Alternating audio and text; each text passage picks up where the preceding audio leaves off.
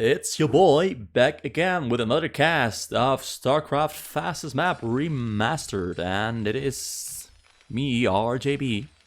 And today I have a replay that is not the replay I promised to be doing next, and that is entirely because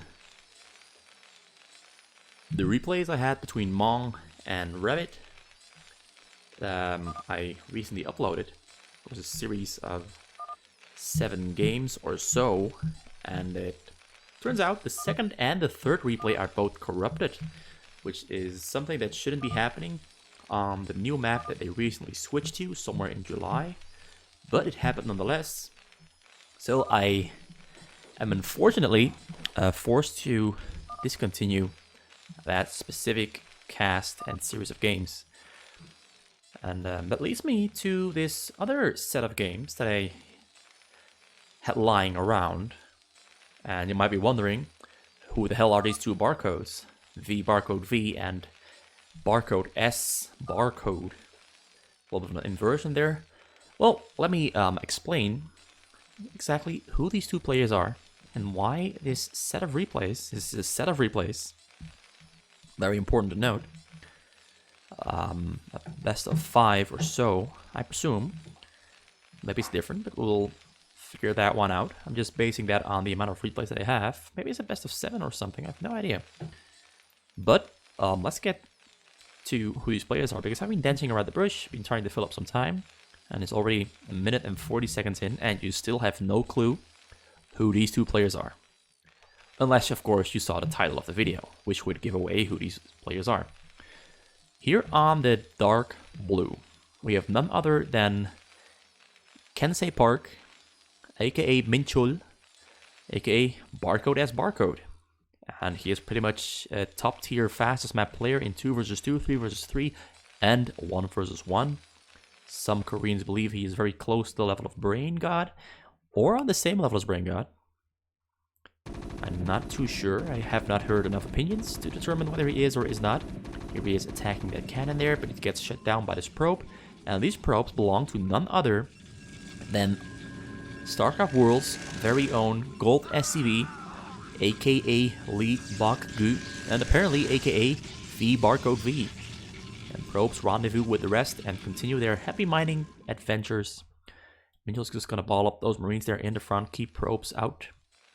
Well, keep probes in, but keep probes out of his own base. Same reason why he's placing those marines there, or now pulling them up over there. This continued production of marines is going to make 2 command centers, maybe just 1. Alright, he's going for 1 command center, not going to make the second one. And he's going to start up a choke, perhaps. There's the depot for the choke.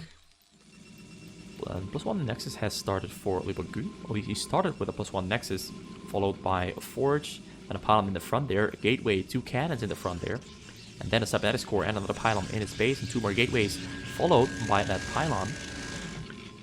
So he's going for a very tech-heavy build, as is pretty much tradition at this point for the Koreans. There's the Academy, adding on 2 gas, pretty late, 3:30 into the game, both gases finish. You have to pull off 4 SUVs to get that to full mining capacity. There is the, I wanted to say there's the first robotic facility, there's a pylon. This is the first robotic facility, in fact. And there's a still off dune being built here on the bottom side of his base. Usually you see them over there, but you can also build them over there. It doesn't really make a difference. Although I personally always feel like I'd rather have my stuff on the exact same places, because you kind of build habits where you move to one location based on habit, just to like, alright, now I want to upgrade this, so you immediately like go back to your main nexus when you move up, or you move to the side, depending on where you usually have your buildings. This building here on the bottom side, a bit further away from the robotic facility, is going for a Templar's archive before his second robotic facility. So we can already rule out the option of going for Reavers, otherwise he would have already had a robotic support bay, which he is not making. So Storm or Dark Templars will be loaded up into the shuttle and will be going for drops. Probably drop, if it's Dark Templars, he's going to drop them just over the hill here. They'd go for a frontal offensive attack there on those marines. No medics out. Oh, medics are about to come out for Minchul. He's got Stim upgrade on the way, a tank, machine shop. is on the way as well. Engineering bay is finished, so we can start his detection methods.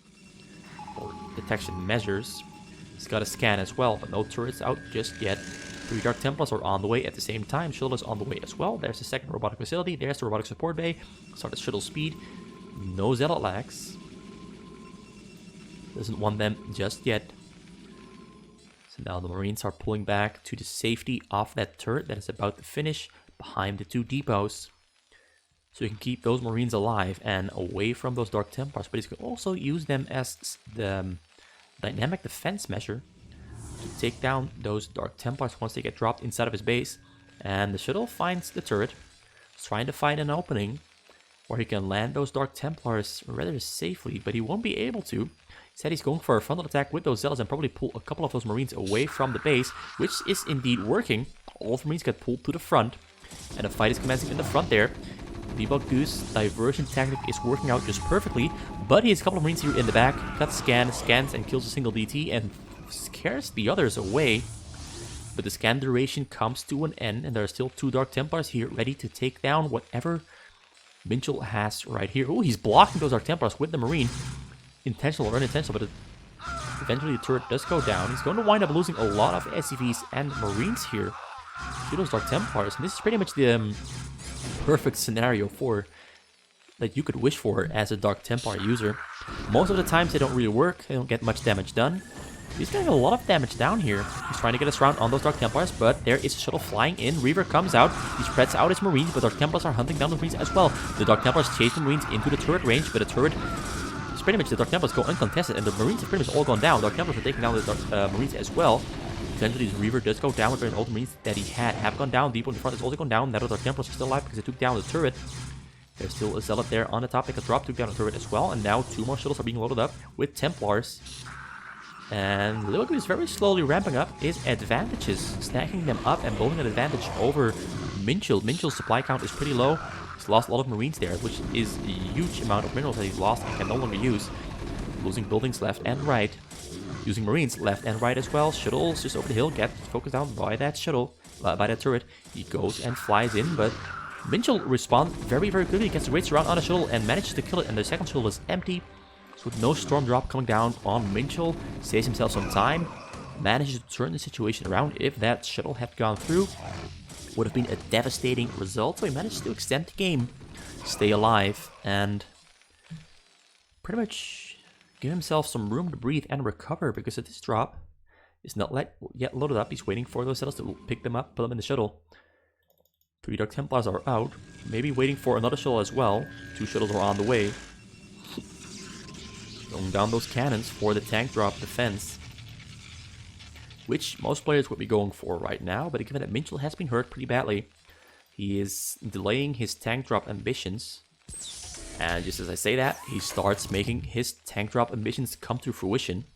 2 shuttles here on the side. Let's see what they're filled up with. This one's nothing. 3 Templars in that one. Drop coming from the west side, but also from the east side. And the eastern side, the Templars gets shut down immediately. He does get a storm off eventually. It winds up killing no SCVs whatsoever. Great snipes with these Marines on that side, but a great setup from Leebokgu as well. GoldSCV, aka Leebokgu, trying to make the best of that setup by going in with 2 shuttles at the same time. 1 distraction shuttle and the reeler up on the other end, and the shuttle goes down. Hoping it wasn't filled up with anything important there. And a couple of games ago, I casted a PvZ between SS6 Pod and Lovely Rabbit. And SS6 Pod did not go for the +1 Nexus, and it wound up delaying the timer on having 70 probes until about 15 minutes, whereas with +1, you hit it at around 9 minutes. Tank drop comes up. Tank drop gets a shut off. He actually managed to get that shut off just in the nick of time. And that is pretty much the last thing you want to happen when you're a Protoss and you're playing against someone like Minchul, because Minchul is now on 57 SCVs.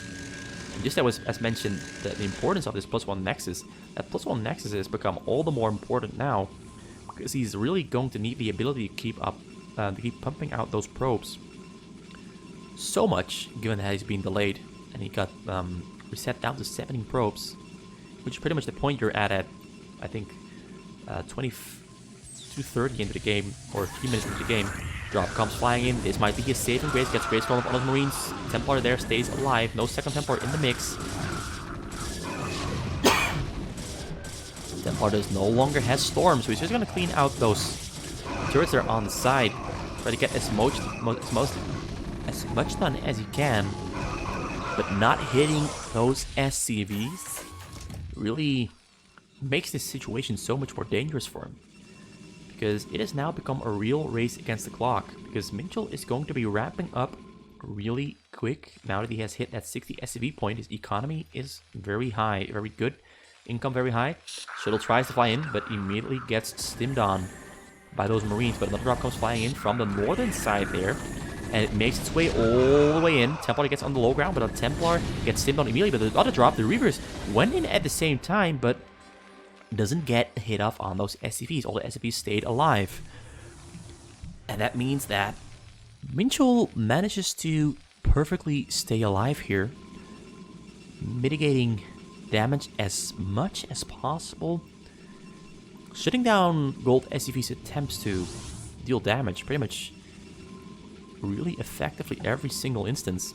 Another attempt from Minchul, from Leebokgu, to try and pull himself back into this game.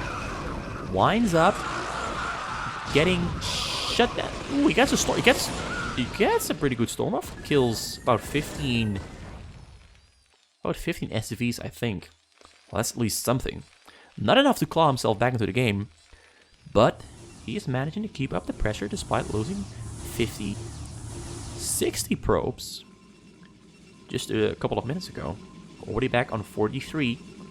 Thanks to the fact that he put on a third Nexus, which helps him recover.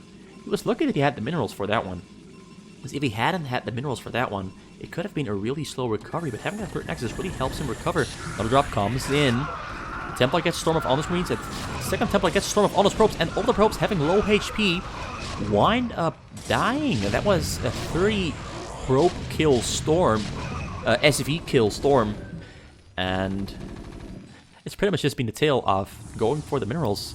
Minchul now forced to sit on his ass and try to ramp up, try to fight up the drops that will still be coming and will be swarming into his base non-stop, as we've seen. This also gives Gold SCV a lot of room to come back into the game, which he already has, because he's now ahead of Minchul, as he's ahead in both probe count, or I should say worker count, and he's also up in the size of his mass, although the size of his mass is mostly facilitated by the fact that he's got more workers. Templars dropping on the low ground, gets a couple of storms up on SCV's mining gas, or storms on these tanks, but his tank's barely staying alive. Kills a single turret as well, but gets done pretty much nothing. Gets done none, as it nicely rhymes. And drop number 10 or 11 loading up. Leebokgu is being really solid with his drop pressure, but a tank drop is flying in from Minchul, and he picked a really nice spot to drop his tanks on. He might get a shot off on those probes, killed 8 probes. Not too bad, not too bad. Great pull from Gold SCV. Definitely not the result that Minchul wanted, but something is always better than nothing. And he targets fires on those shuttles. Templar's landing on the low ground, but he isn't in range of the SCVs. So he just winds up killing all the Marines here, then goes and focuses on these turrets that also get taken down by the tanks that Minchul has there. So now he's opened up a window, and it will be easier for him to fly in over this window here. But it also gives Minchul a really telegraphed option here, because all the drops are already telegraphed, because this is the best spot to fly in over, so he can have his Marines on ready and ready to stim down those shuttles. He stimmed down a single shuttle, stimmed down a second shuttle, takes down the Templar as well. No storm comes down. 48 SCVs now. Both players are still making workers. Pretty much nothing but drop defense and drop offense has happened so far this game. Both players handling, I mean, Minchul is handling the drop defense really well.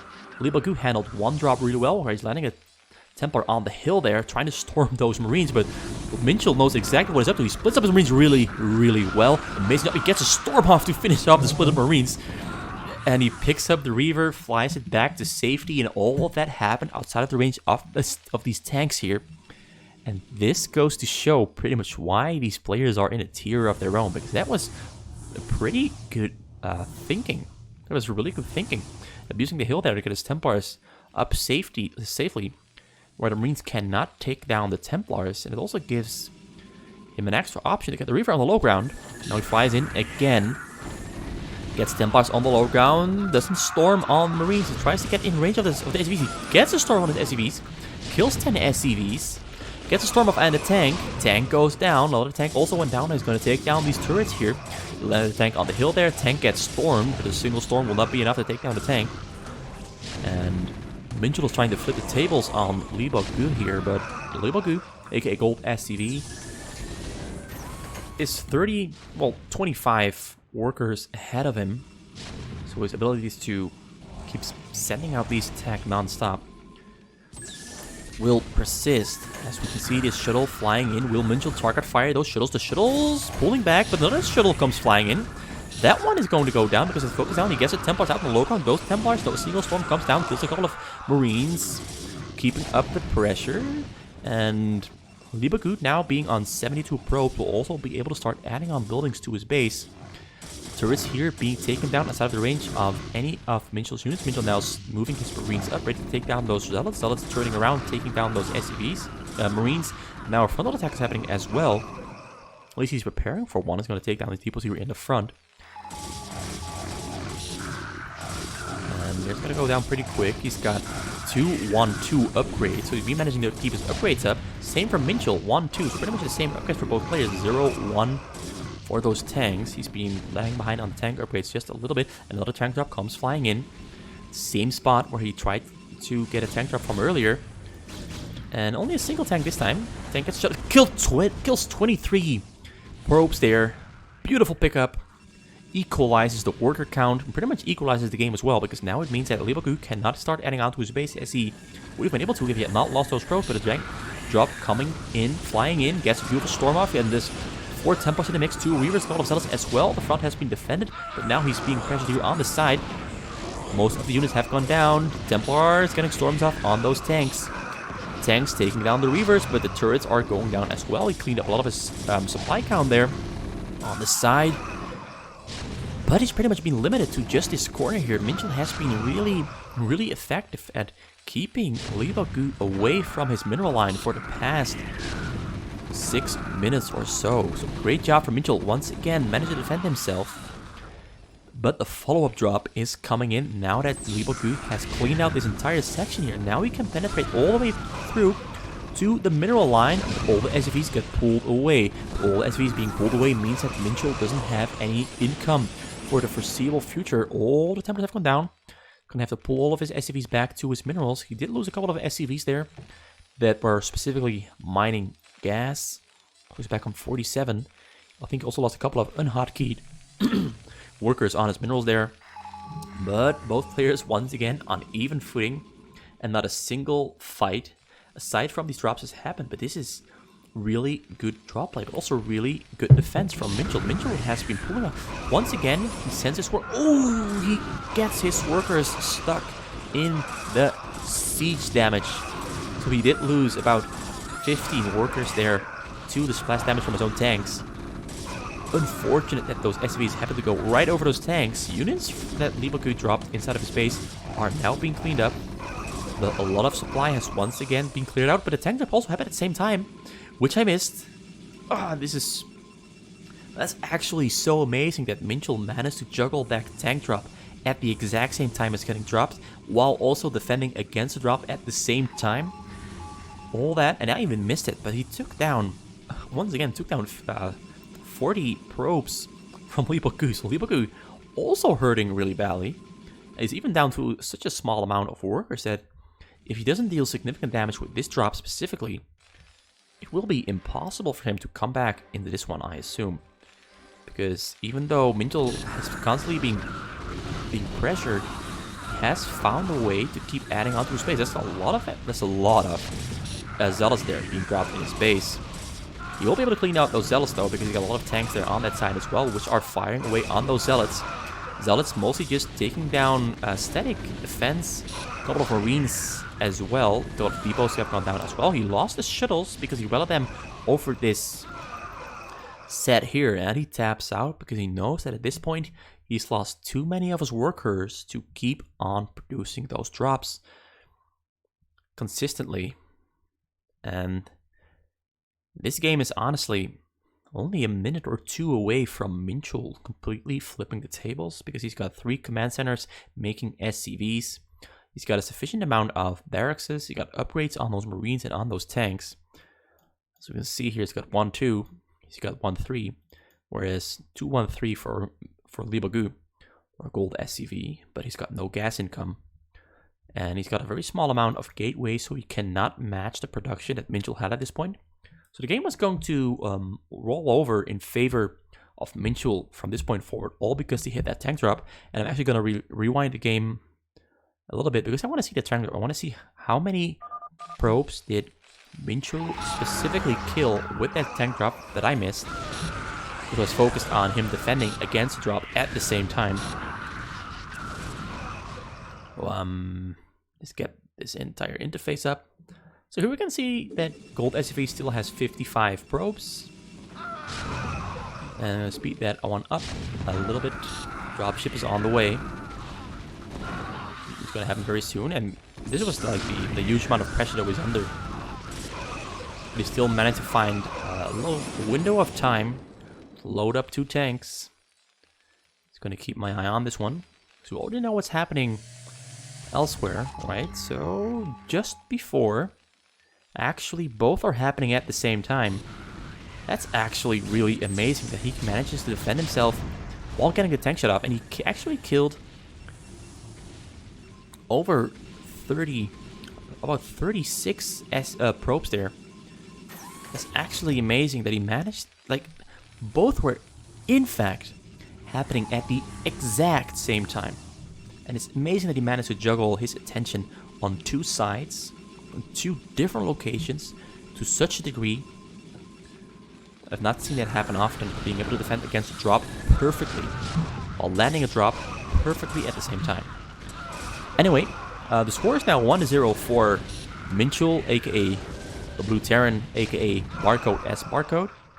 And I'm going to do a second replay in this video, so sit tight while I load up that second game. And game number 2 is on the way. And just a fun statistic that I wanted to throw out at my viewers, specifically the people over at Starcraft World who know GoldSCV a little bit better than non-Starcraft World players or viewers specifically. Just who is GoldSCV in terms of, or where does he? Wait, that's not what I want to say. The statistic I want to throw out is the amount of losses that GoldSCV has as a Protoss against Terran. And we just watched a Terran versus Protoss, where GoldSCV, aka Barcode V, was on the Protoss, and he lost. And the amount of times that he has lost in the StarCraft World 1 vs 1 League as Protoss versus Terran in the last 4 seasons of StarCraft World, which amounts to about 120 games of Protoss, can be counted on 4 fingers. He's lost 4 times as Protoss against Terran. And all of those losses were against JH. But it's 4 losses as Protoss against Terran in StarCraft World in the last 4 seasons. As Protoss in the last 4 seasons. Which goes to say a lot about what it takes and how immensely impressive it is that GoldSCV loses as a Protoss, and he lost as Protoss in the last game. That's just an interesting statistic that I wanted to throw at you to put into perspective how rare it is for someone to beat him on Protoss. But this time around, we've got Minchul, aka Barcode as Barcode, playing on the dark blue Protoss. I think it's actually named differently, like Marine or something? Marine color. Anyway, he's playing against GoldSCV, aka Leebokgu, aka Barcode V, who is playing on the Teal Terran, Cyan Terran. Not teal. Teal is a little bit darker, I assume. Not sure how to describe that. Alright, so it looks like Minchul thinks that GoldSCV is on the left, the middle right, which he isn't. He's on the bottom corner. But he walled off that bottom corner real nicely, really early, with those 3 depots. But I don't think that Minchul really minds, because, well, it keeps him out, but also gives him an easy target to focus on, in the sense of he can focus on these depots. Marines can focus on those zealots. So he's just going to stand there, which honestly makes the game a little bit easier for Minchul, because now he can just focus on building a space, basically. He doesn't have to focus on trying to micro his units and potentially make mistakes. Instead, he can focus on a way more static approach, just keeping his zealots there, zoning those Marines away, and then make the pylon there. He's got the forge finished. He's got 7 score on the way. A single cannon for his choke, just as something, as a safety measure to fall back on. If this attempt to get cannons here, cannons would be firing on those depots outside of the range of those Marines. So now it all comes down to GoldSCV juggling his Marines back and forth, avoiding losing too many Marines to those Zealots. Zealots are just there to keep those Marines away, to get these cannons up and running. And it looks like he succeeded. Looks like Minchul succeeded in getting his cannons up. So Leebokgu, aka GoldSCV, is now building bunkers behind his depots, but he also has to start replacing those depots. So that is 300 minerals lost here. So he's effectively failed at doing what he intended to do. And this is a very easy little net gain for Minchul. Killing 3 depots won't get GoldSCV supply stuck, but it does force him to spend 300 additional minerals on depots. First one goes down, second one will go down soon as well. He's got those bunkers up and running now. And there is a Templar's Archive coming up. So no robotic facility. He's making Dragoons as well. He's got Dragoon range on the way. He's got level 1 weapon upgrades on the way as well. Stim upgrades coming up for GoldSCV. He's got an academy, but he's making SCVs. Does not have scan add-ons on. He's got scan add-ons on the way because he recognizes that he probably needs them. Because this is about timing that a Templar's Archive would be finishing, which it is. So that's a great bit of knowledge coming out from GoldSCV. SCV. That he's gonna have to prepare himself. These Dragoons just hang here in case that a tank drop is coming. No point having them here. So just as smart, using them as anti-tank drop defense. But no tank drops coming out for GoldSCV anytime soon. He's going for a second factory because he fears that he's going to be attacked very soon. 2 Dark Templars on the way. Engineering Bay is about to finish up at the same time as these 2 Dark Templars come out. And he might have enough time. He will definitely have enough time to get those turrets down. Dark Templars are on the way. It's going to be a race against the clock. Let's see how much. Let's keep track. Dark Templars on the way. Can he get on that? Oh, he gets a storm off, and he forces those Dark Templars away from that turret there. Instead, he's now splitting them up. He's going to focus on the Marines, but there's a second scan. Gets a Dark Templar. Still a Dark Templar here on the side, keeping it safe. And an SCV tried to build a turret on the exact location that Dark Templar is on. Gets denied. There's no turrets here anywhere. No energy. Right, he's got energy now. He's waiting for the energy, but there it comes. Gets the surround on the Dark Templar. Dark Templar gets scanned. Dark Templar goes down. Now Dragoons coming in through the front. But there's a tank behind those bunkers. But there's a lot of Dragoons and Zealots there, so he can take down those bunkers. He takes down all 3 bunkers. Wait, no. Yeah, he takes down all 3 bunkers, but it costs him all of his Zealots and 3 Dragoons. So he's forced to pull back, but he's made a lot of new gateways. He has Zealot legs finished up. He's got level 1 upgrade. It's level 1 upgrade. It's still level 1 upgrade. Almost finishing up. He's got air upgrades on the way now as well for his shuttles. So they take less damage when they fly into the enemy base. And he's got Storm upgrade finished already. He's already going for Templar energy. More tanks rendezvousing with all these units here in the front. Starting his turrets on the sides there as well. Starport is still not on the way. He went for double armory first and a 3rd factory. Depots there on the bottom side as well, which that's kind of just me talking nonsense. Shuttle coming up. Wonder which side he's going to fly in over. I mean, from our perspective, the option would be, let's fly in from the northern side. But on the other hand, the western side here is the quickest way in. But there are Marines here. I don't think Minchul knows of... Minchul assumes that there are probably Marines in the drop path. So he's going to have to try to find a real nice window to fly his shuttles in over. But both players are on about equal footing here. GoldSCV is on a smaller amount of production facilities, but they're on about the same supply count, about the same worker count.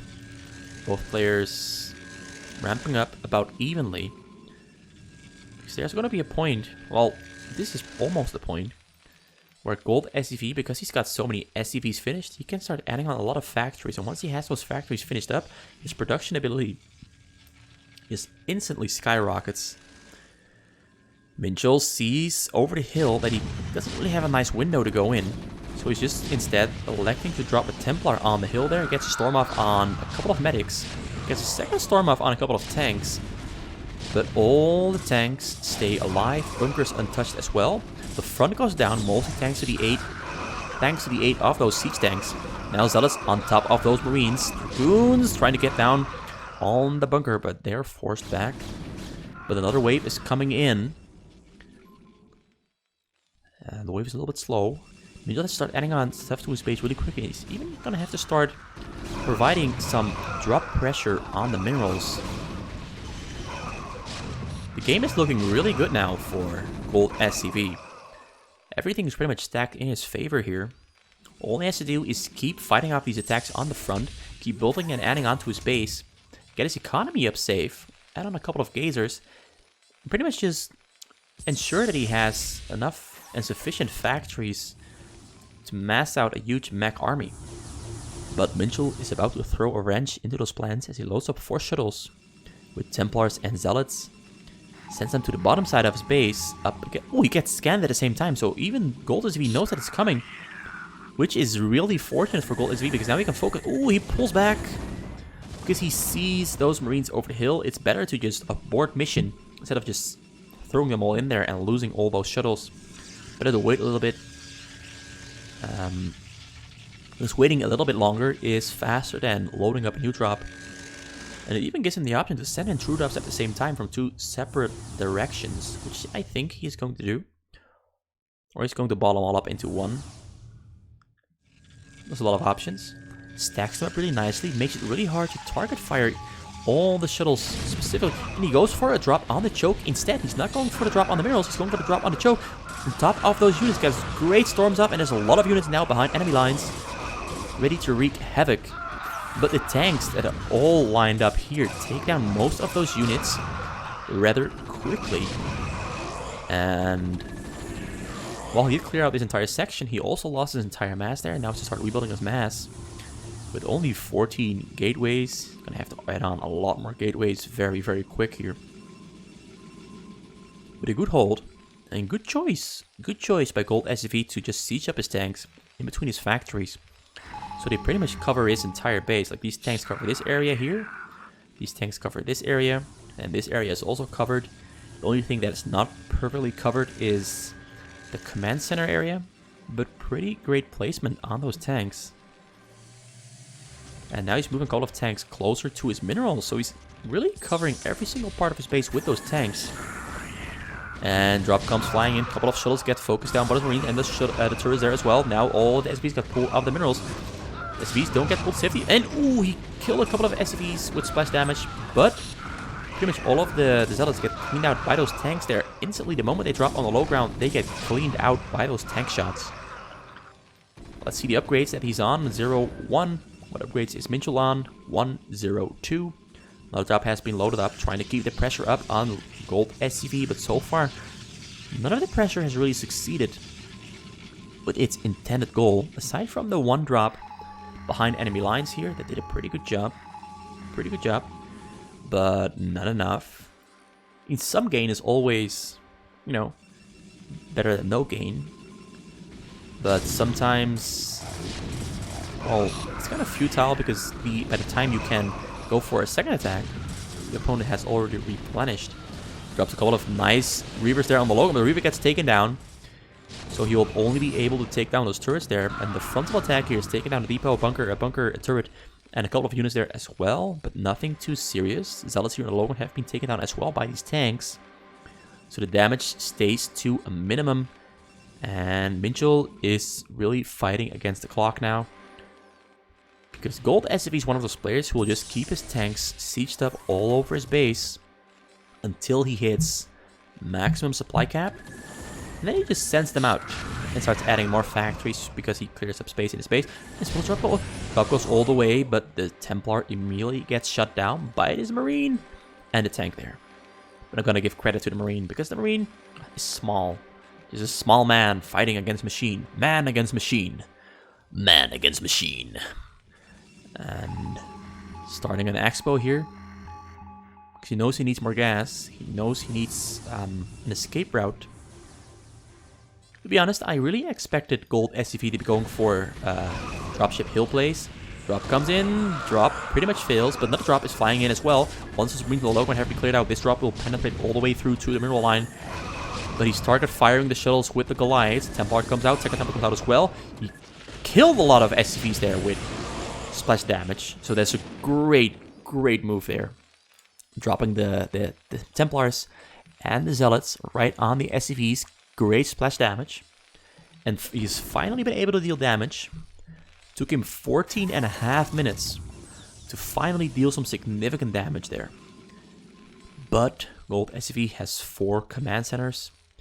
And he pulled most of his SCVs off of his gas and put them on his minerals. He's got a huge amount of mineral gas there, so he doesn't need the mineral income, the gas income all that much. And the Goliath's focusing on those shuttles really well. But once again, he gets a couple of those Zealots down on the low ground, kills a couple of SCVs with splash damage, about 4 or 5 SCVs. Sacrifice to the splash damage.